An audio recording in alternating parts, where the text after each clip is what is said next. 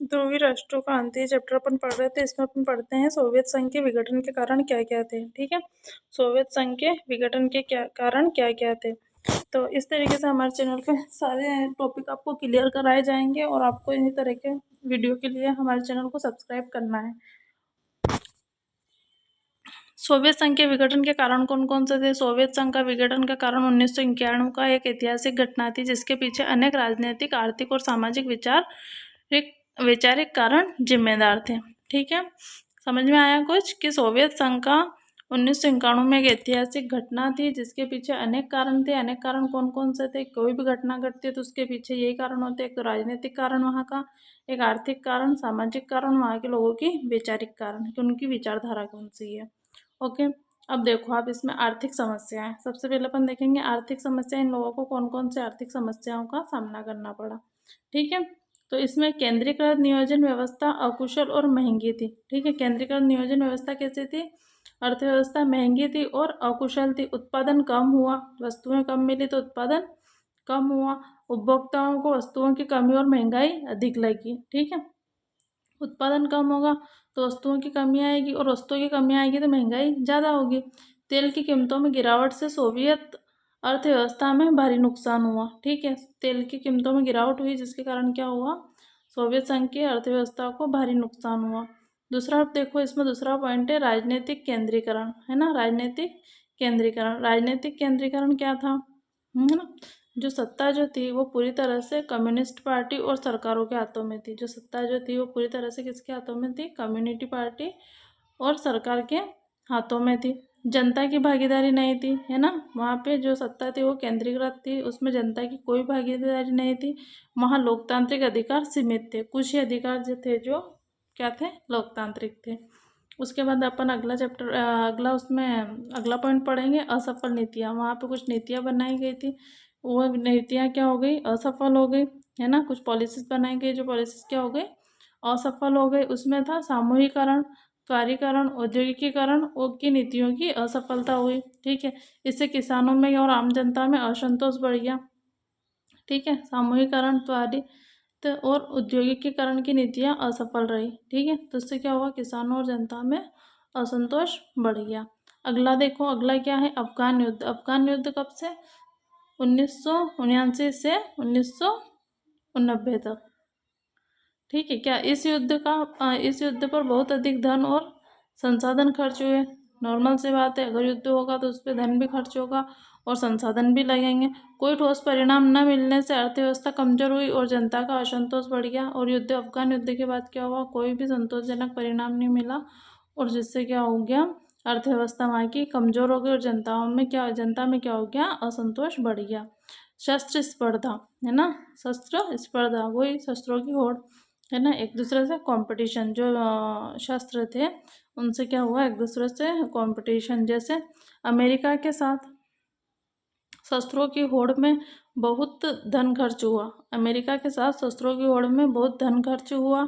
इससे अर्थव्यवस्था पर भारी बोझ पड़ा और किसान प्रभावित हुए। इससे क्या हुआ, अर्थव्यवस्था पर भारी बोझ पड़ा और किसान क्या हुए, प्रभावित हुए।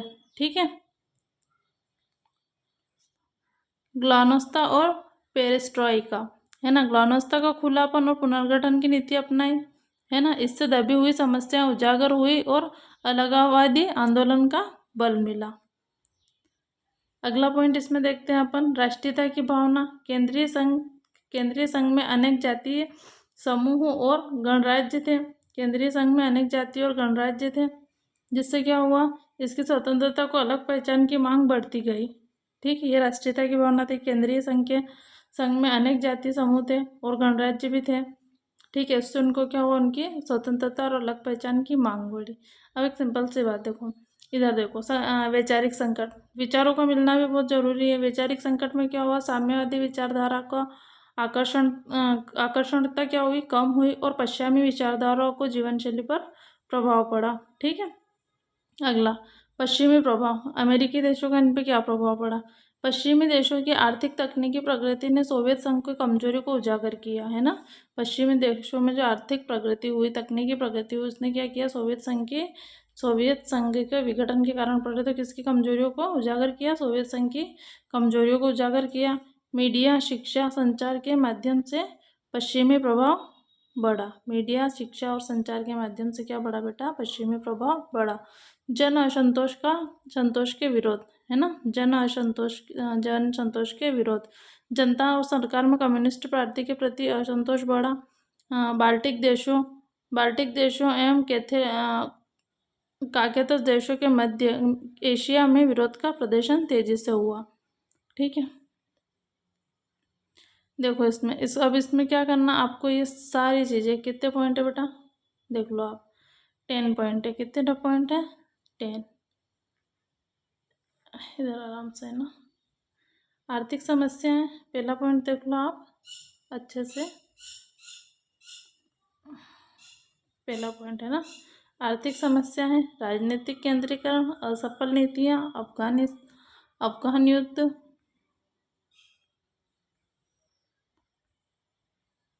शस्त्र स्पर्धा, ग्लानोस्ता एवं पेरेस्ट्राइक, राष्ट्रीयता की भावना, वैचारिक संकट, पश्चिमी प्रभाव और जन असंतोष। इसको याद रखने की ट्रिक है आरा अश गरव पच, है ना, आरा अश गरव पच, है ना। इजी है, आरा अश गरव पच, 2-3 बार बोलोगे याद रह जाएगा। आ से क्या हो जाएगा आपके, देख लो इधर एक बार, आ से क्या हो जाएगा बेटा, एक बार इधर देख लो। आ से हो जाएगा आर्थिक समस्याएं, रा से हो जाएगा राजनीतिक केंद्रीकरण, रा से राजनीतिक याद रह जाएगा, केंद्रीकरण आप लिख देना। अ से फिर क्या हो जाएगा, असफल नीतियां, है ना। श से शस्त्र, क्षत्रिय का शस्त्र याद रह जाएगा। ठीक है, ग से क्या हो जाएगा, ग्लोनिस्तान एवं पेट्राइक का। ठीक है, उसके बाद आप देखो र आ रहा, र से राष्ट्रीयता की भावना, व से आ जाएगा वैचारिक भावना, प से हो जाएगा पश्चिमी प्रभाव, और ज से क्या हो जाएगा, जन असंतोष का विरोध। ठीक है, ये आपके एक याद रखने की ट्रिक थी।